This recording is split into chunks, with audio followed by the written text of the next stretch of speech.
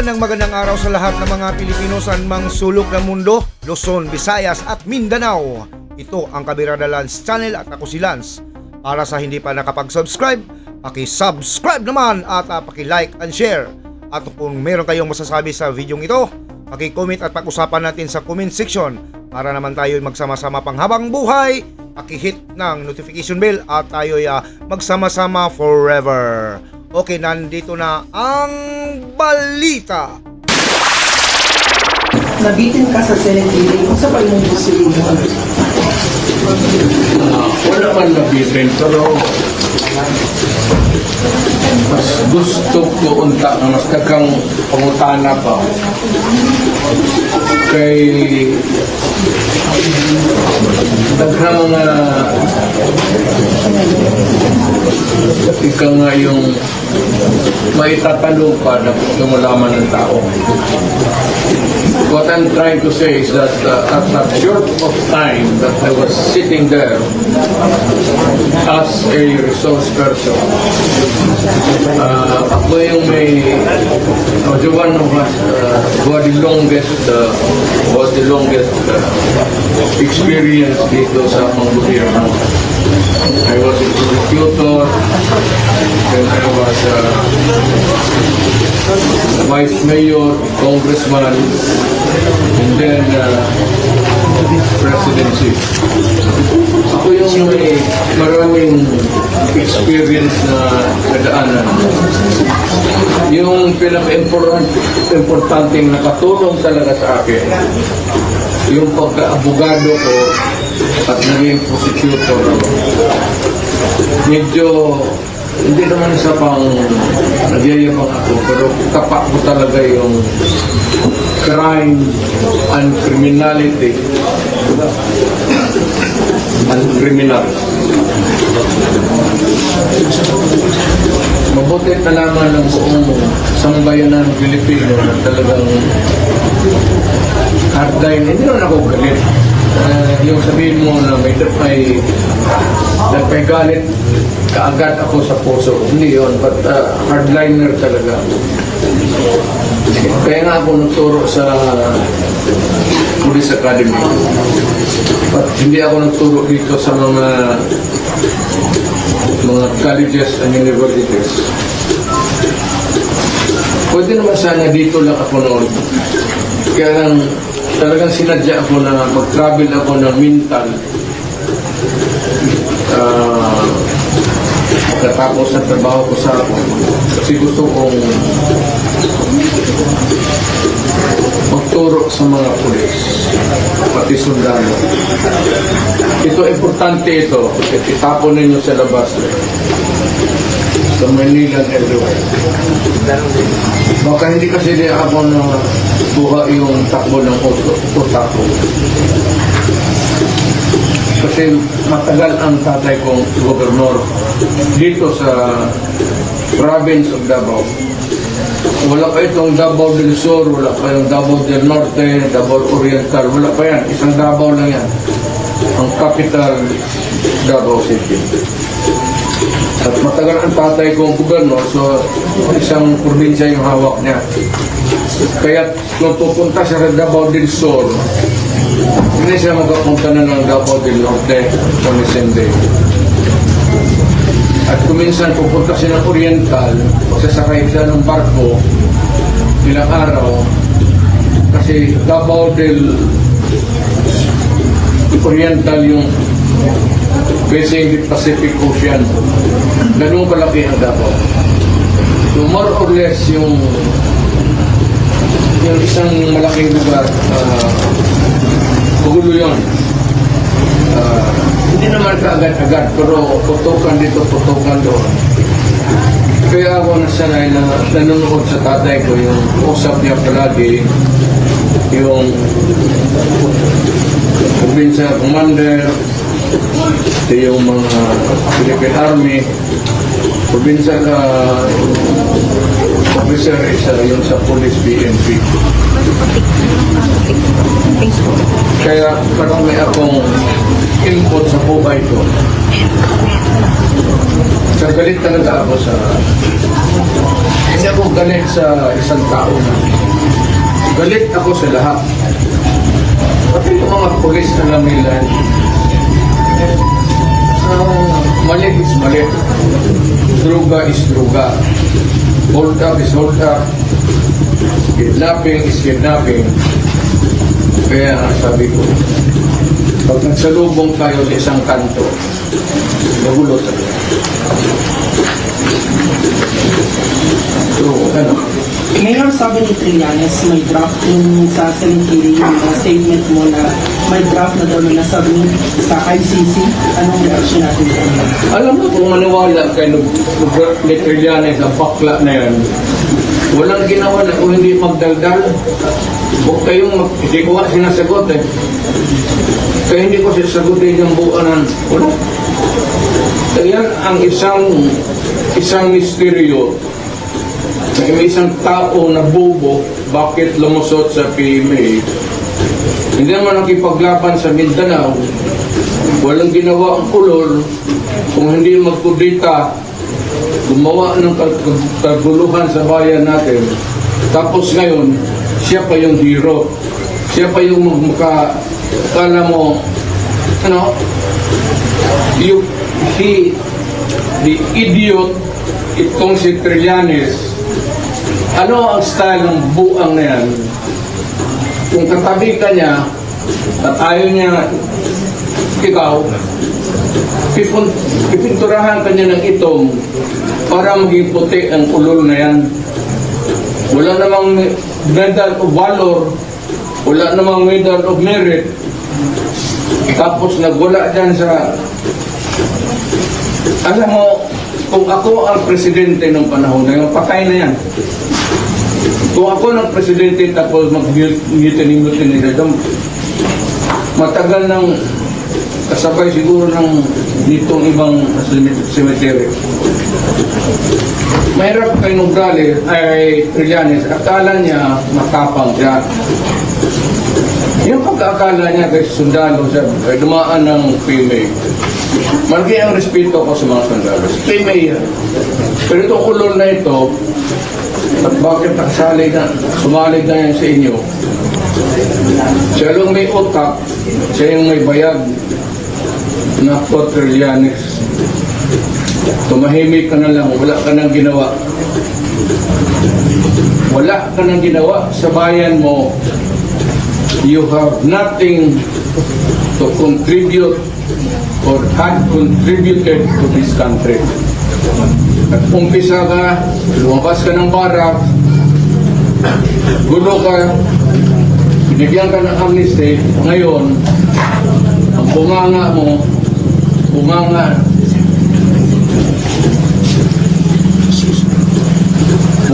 keke. Kala mo na sundalo,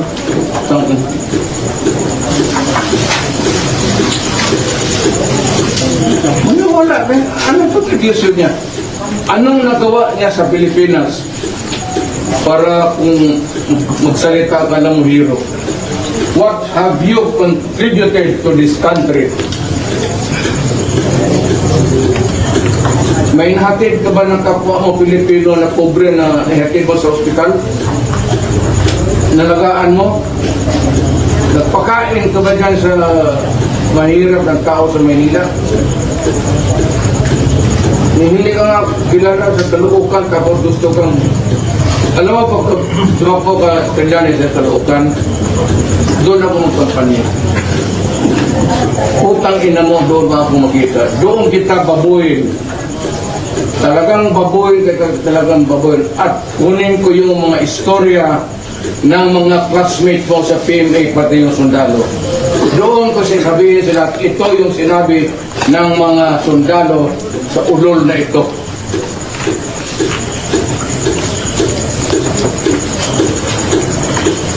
Ang problema nito, hindi ang misteryo natin is kung natuli ba itong animal na ito.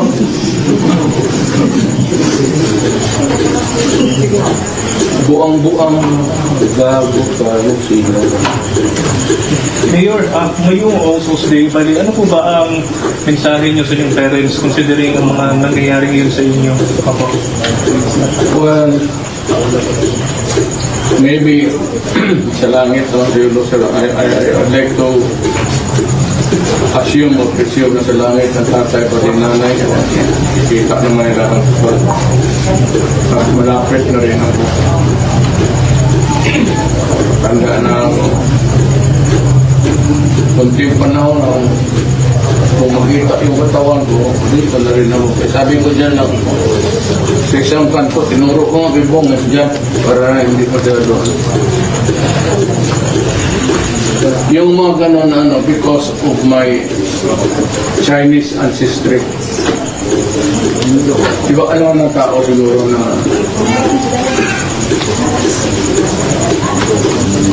may duwa kong Egypt. Mayor, what can you say about dun sa mga nagsasabi na dapat din daw lalahanin yung mga naging biktima daw ng PJK? Siguro sa 100 may palpak siguro na isa. Tanong ko, ito ang mga pulis natin mabuang ito? Kasi dumadaan ng psychiatric test. May psychological ano yan sila, examination. Hindi naman itong bagong mga pulis ng Pilipinas, pulis ko noon na magpatay ng ibig kong sabihin, yung kayong pumasok talaga sa droga, hindi lang sa droga, hindi alam ng Pilipinas. Nung bago akong mayor, marami kidnapper, cold upper. Nakita ninyo dito, kayong mga taga Davao, dyan, dinidisplay ko sa daan. Yung mga kidnapper, hinahayaan ko muna na paramihin ko yung langaw bago paramihin ko sa punerarya rico ninyo. Galit talaga sa kriminal, lalo na ang droga kasi sisirain nila. Ang market kasi ng droga, bata. Mga anak natin, teenager, high school. Pag nasira yan, sira na ang buhay niya. Sira na ang pamilya niya. Wala ng future yung bata na yan. Tapos pinaaral hanggang college, dugo at pawis ng nanay pati tatay. Pagdating doon sa college, bigyan mo ng droga, bigyan mo ng shabu. Pag naloko, napurnada ang pawis nila. At ganon na lang kung gaano sa kumot sa Tagalog. Ang ginaganon? Wala Tagalog dito. Kinakrampol. Ganon na lang.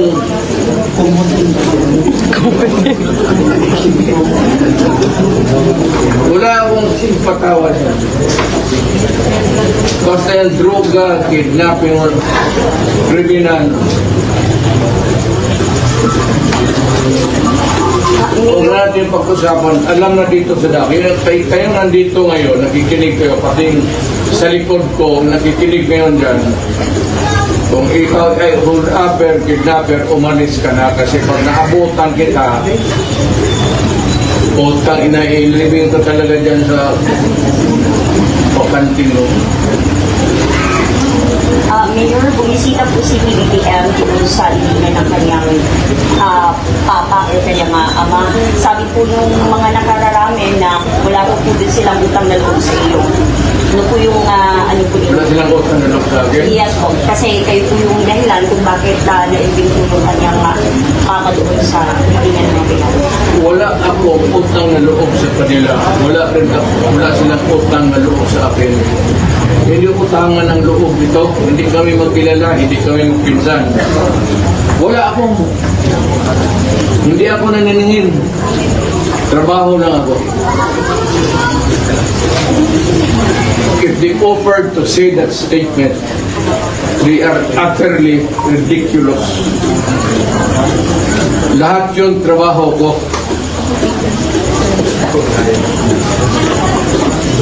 Mayor, aside dun sa mga biktima ng GK, nananawagan din ng hustisya ang pamilya ng mga pulis na nag-ano ng war on drugs. Yan na nga. Ang mahirap nito, mga ganitong human rights, tinitignan nila yung patay na tao dyan, sabihin mong biktima ng ano, sige.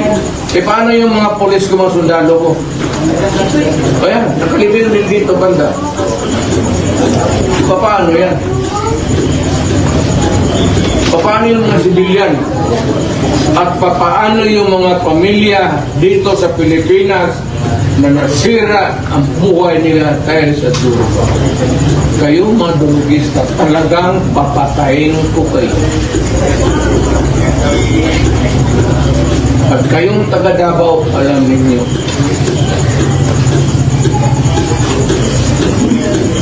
at balita ko isang garaw sa pumasok niya. Maaga ka dito. Mayor, ano po ang reaction natin dito tungkol sa statement ni Senator Ejercito na dapat iginto na yung investigation ng war on drugs? Wala ko pakialam kung mag-imbestigar kami hanggang... Pero I would appreciate, alam mo, hindi yan ang... Okay, maganda yung sinabi ni Senator Ejercito. Isa yan kung bakit. Alam mo kung bakit. Ito, nagawa ito ng Masilyo kasi may negosyo pa ang tatay pati nanay ko. Yung buhay sila. Pero hindi yung milyon-milyon. Yung hanap buhay lang. Kung namatay itong tatay ko, dahan-dahan lang pinagawa ng nanay ko. Kasi love niya eh. Pero kami, kayo, alam mo rin yung kayo mga taga-Davao. Wala akong... Kaya kung mas patawag sa Maynila, padala nila ako ng ticket. May pera ako, may retirement ako. Malaki.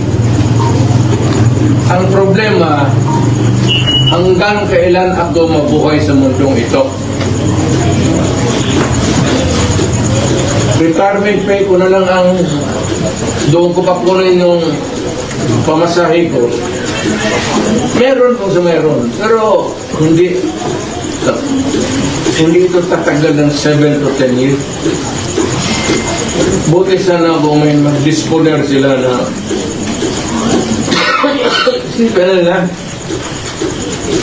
hindi lahat ng tao na opisyal, presidente ng yaman sa nakaw. Alam nito yan. Mayor, nabanggit niyo po na hindi enough yung time doon sa Senate hearing. Bali, ano pa po ba yung mga bagay na gusto niyo pang ma-open or ma-discuss doon? Basta gawin ng gobyerno, hintuin na, kasi gobyerno yan, hintuin hindi yan droga.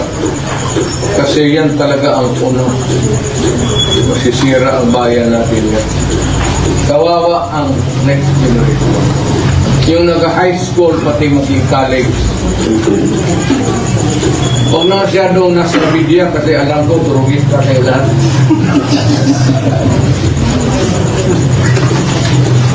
Mayor, kung iimbitahan ka sa Quadcom ng Congress with regards to investigation sa war on drugs, pupunta ka ba, Mayor? Alam mo mga ganito yan, hindi naman ako napapasuplado. Pero yung testimony ko sa Senate, natanong naman na lang lahat. Yun na yung that committee meet yung substance ng testimony ko. Kung gusto niyang malaman nila na extrajudicial killing, sinabi ko wala. Maraming patay. Pero hindi. Sabi ko, hindi na magbinabaril. Kung paulit-ulit lang nila, okay na lang baga, pero total pareho rin ang sagot ko. Magdebate lang kami, magdebate tinoo. Kayo rin ang sagot ko. So kung anong gusto nilang malaman, tignan lang nila yung tape sa proceeding. Makinig lang sila yun na yun. Ngayon, kung may mga sila ibang bagay na itanong, it must be alien to the main topic. Lahat So hindi ka pupunta, Mayor. Hindi tansa. Depende sa katawan. Hindi naman siguro sila maniwala nung unang invitation nila na sabi ko, kung so yung I'm not good. Mag-74 na po ako. At mahina na yung katawan ko.